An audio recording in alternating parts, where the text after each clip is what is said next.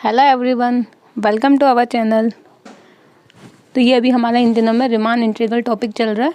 इससे पहले मैं 2 वीडियोस आपको प्रोवाइड करवा चुकी हूँ, जिसमें फर्स्ट वीडियो में केवल इसका बेसिक मैंने आपको पढ़ाया था, और कल जो वीडियो आया था उसमें मैंने कुछ इंपॉर्टेंट थ्योरम्स और कुछ एग्जाम्पल डिस्कस किए थे। तो अगर आपने अभी तक वो वीडियोज़ नहीं देखे हैं तो मेरा सजेशन ये है कि ये वीडियो देखने से पहले आप उन 2 वीडियोज़ को देखना, तब जाके आपको ये पूरा वीडियो समझ में आएगा। ठीक है, अब आज हम इसमें कुछ वापस से इम्पोर्टेंट थ्योरम्स और कुछ ऐसे एग्जांपल्स मैं यहाँ पे बताऊँगी जो डायरेक्ट क्वेश्चन पूछे जाते हैं, तो उनको आपको सॉल्व नहीं करना। मैं यहाँ पे वो एग्जांपल मेंशन कर देती हूँ, जिनको देखते आप डायरेक्ट टिक लगाएंगे। अगर एग्जाम में क्वेश्चन आते हैं तो वहाँ पे हम उन क्वेश्चन को सॉल्व नहीं करेंगे, ठीक है ना। ये स्टैंडर्ड्स एग्जाम्पल्स हैं, अगर पूछे जाएंगे तो यही पूछे जाएंगे, अदरवाइज नहीं पूछे जाएंगे आपसे, ठीक है ना। सॉल्व कैसे करते हैं, तो कल मैंने आपको एक क्वेश्चन सॉल्व करके बताया था, तो इन सब में भी वही सेम मेथड अप्लाई करना होगा। तो अगर आपको किसी को सॉल्व करना है तो आप उस मेथड से सॉल्व कर सकते हैं, बट मैं यहाँ पे इनको किसी को भी सॉल्व करके नहीं बताऊँगी, ठीक है ना। मैं डायरेक्ट इनको ये जो रिजल्ट यहाँ पे आपको एक्सप्लेन करूँगी। ठीक, एक ऐसा फंक्शन जो कि रेशनल और इरेशनल पर ब्रेक हो रहा हो। आप अगर सभी एग्जाम्पल्स में देखेंगे तो जो फंक्शन वो ब्रेक हो रहा है रेशनल और इरेशनल। ठीक, ये मैंने यहाँ पे 5 एग्जाम्पल्स लिखे हैं। 5 में से अगर फंक्शन इस तरीके से डिफाइंड है कि फंक्शन की वैल्यू 0 है जब रैशनल है, 1 है जब इरेशनल है, और अगर इसको रिवर्स भी कर देते हैं, 1 यहाँ पे लिख देंगे, 0 यहाँ पे लिख देंगे, तो भी कोई इफेक्ट नहीं पड़ेगा। आंसर यही रहेगा कि this function is not R integral, यानी Riemann integrable in close interval 0,1। तो ये इस टाइप का फंक्शन कभी भी आर इंटीग्रेबल नहीं होगा। अब यहाँ पे 0,1 लिख दे, 0,2 लिख दे, यानी कोई भी कांस्टेंट वैल्यूज लिख दे, 1 की जगह पे 2, 3, 4, 5 एनी कांस्टेंट वैल्यू एंड 0। तो this type of function is never R integral in a close interval 0,1। ठीक, उसको एज रिजल्ट आप डायरेक्ट याद रखना। फिर नंबर 2 है, इसमें फंक्शन डिफाइंड है √1 - x² जब x रैशनल है, और 1 - x जब x इरेशनल है।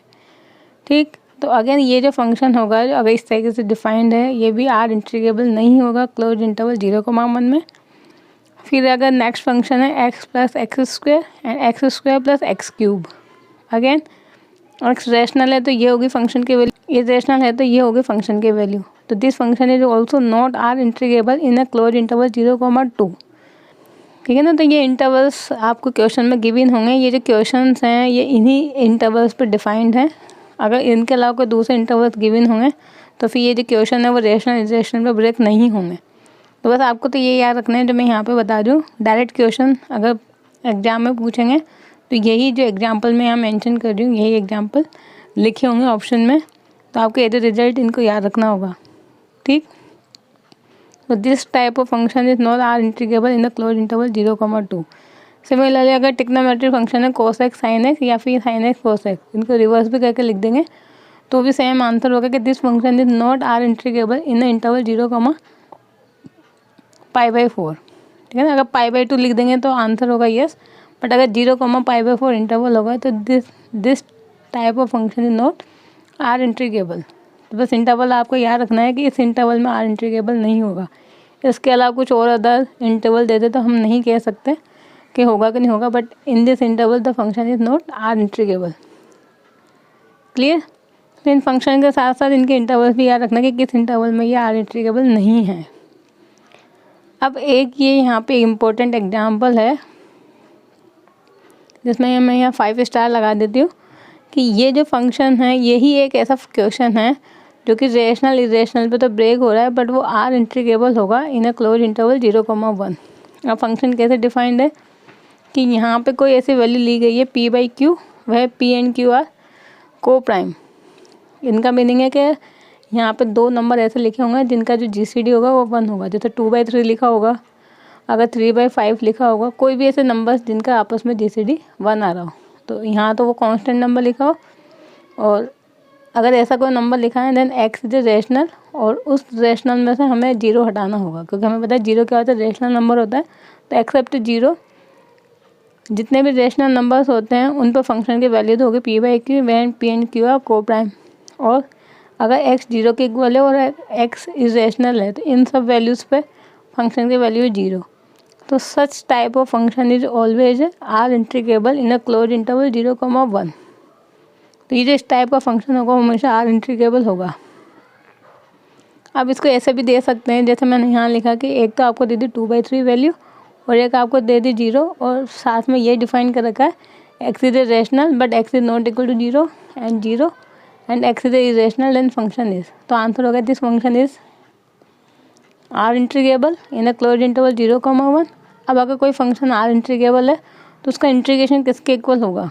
तो जब आप उस फंक्शन को यानी इस गिवन फंक्शन को इंटीग्रेट करेंगे between the limit 0 to 1 then this answer is always equal to 0।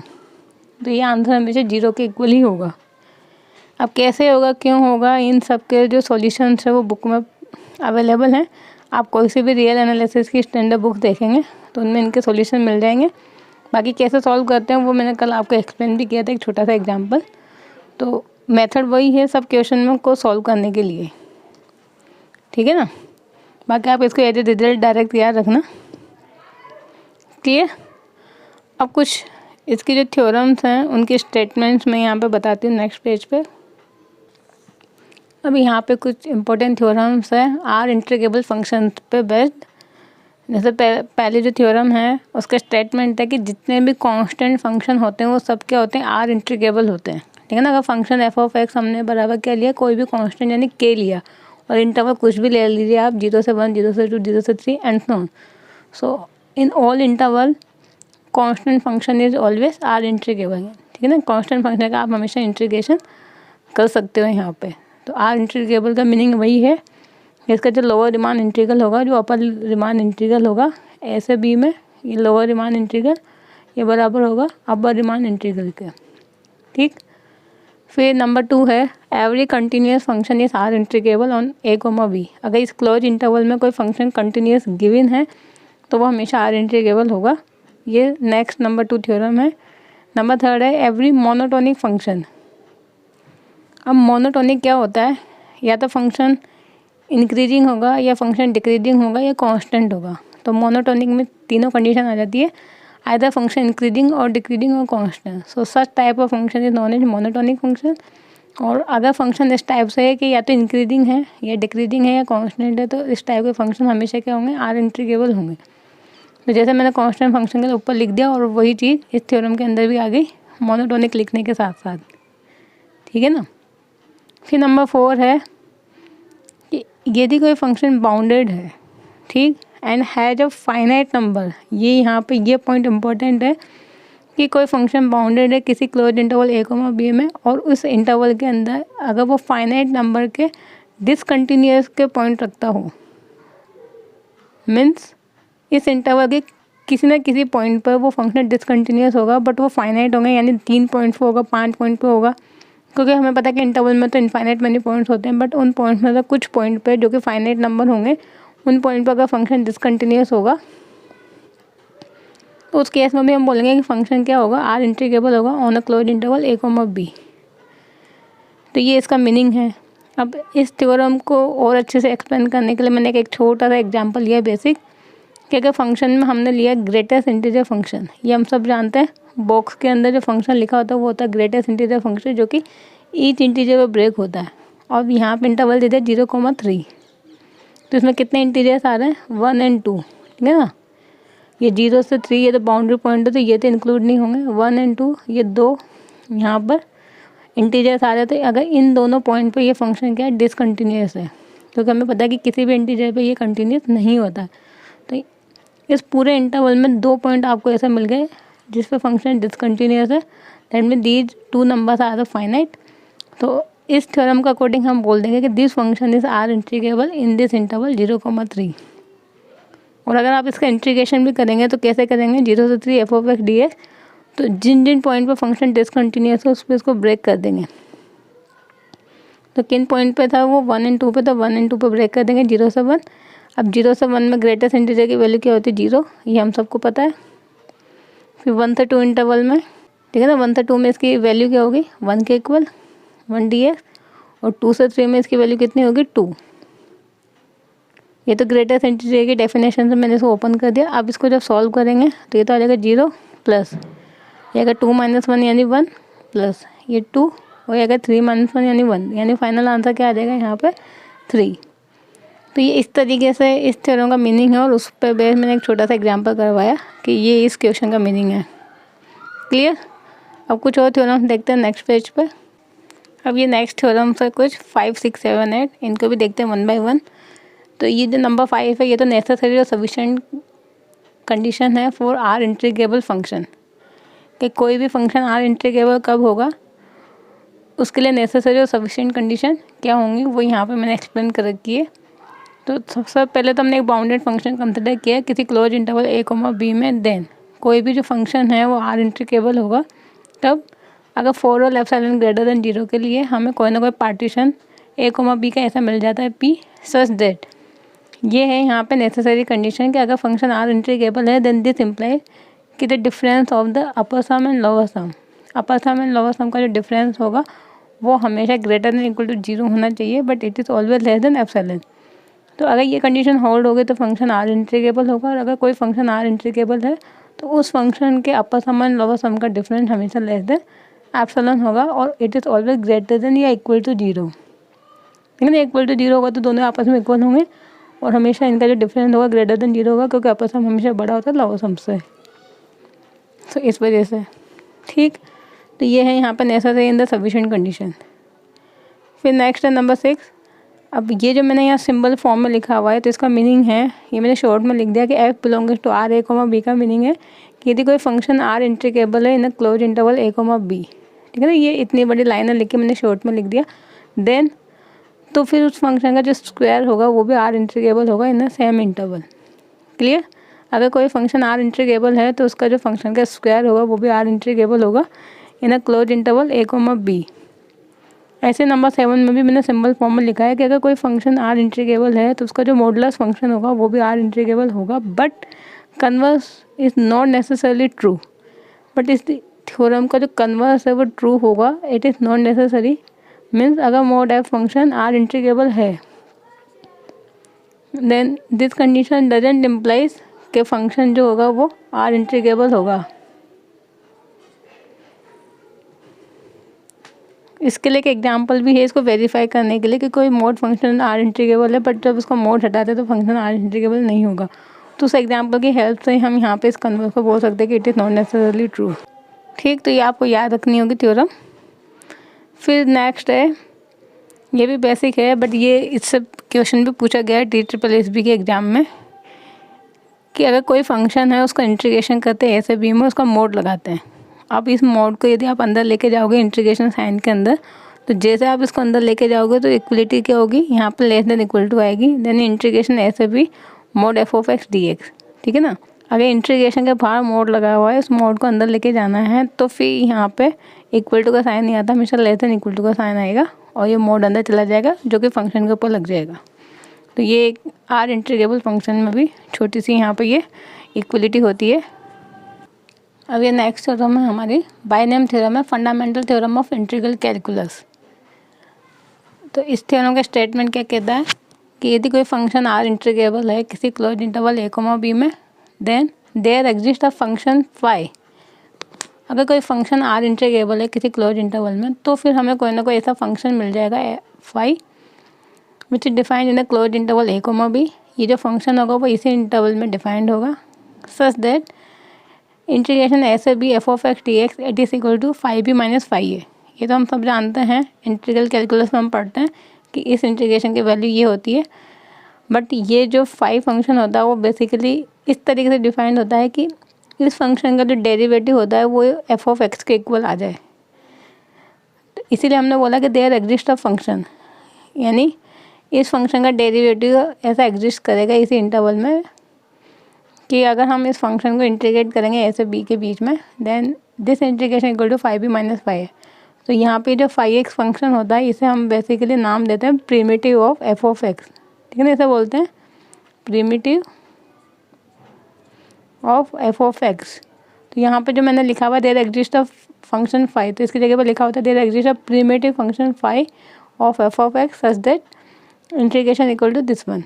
ठीक है ना, तो बस मेन डेफिनेशन यही है जो मैंने यहाँ लिखी हुई है।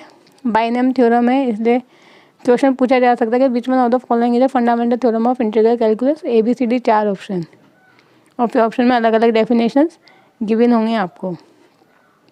ठीक, फिर नंबर 9 थ्योरम है, अगर कोई फंक्शन आर इंटीग्रेबल है देन इस इंटीग्रेशन की जो वैल्यू होगी वो इन दोनों के बीच में एग्जिस्ट करेगी। स्मॉल m तो क्या होता है यहाँ पे इन्फिमम, उसको मल्टीप्लाई कर देंगे लेंथ ऑफ द इंटरवल से, और ये क्या होता है सुप्रीमम, इसको मल्टीप्लाई कर देंगे length of the interval.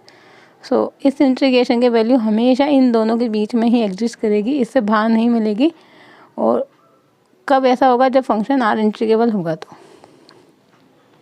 Clear.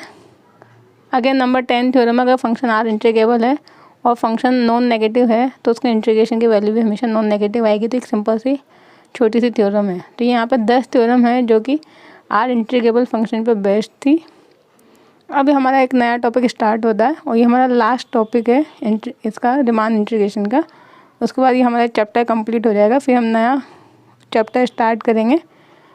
आपको यदि कोई चैप्टर पढ़ना हो तो आप मुझे सजेस्ट कर देना, अदरवाइज मैं मेरा अकॉर्डिंग कोई न्यू टॉपिक सर्च करके फिर उसको पढ़ाऊँगी। ठीक है ना। तो अब ये यहाँ पर नया टॉपिक है हमारा mean value theorem of integral calculus. तो उसमें कुछ 1 बाय 1 हम थ्योरम पढ़ेंगे। जो सारी थ्योरम जो है वो बाय नेम है, सबके नाम हैं, और सारी बाय नेम थ्योरम्स हमारे लिए एग्जाम के लिए इम्पोर्टेंट है। उसमें जो पहली है वो है फर्स्ट मीन वैल्यू थ्योरम। अब first mean value theorem of integral calculus, क्योंकि जो फर्स्ट मीन वैल्यू थ्योरम होती है वो डिफरेंशियल कैलकुलस में भी होती है। अब हम यहाँ पे इंटीग्रल कैलकुलस के लिए पढ़ रहे हैं, तो ये डिफरेंस ध्यान रखना कि इसका स्टेटमेंट क्या होता है दोनों में।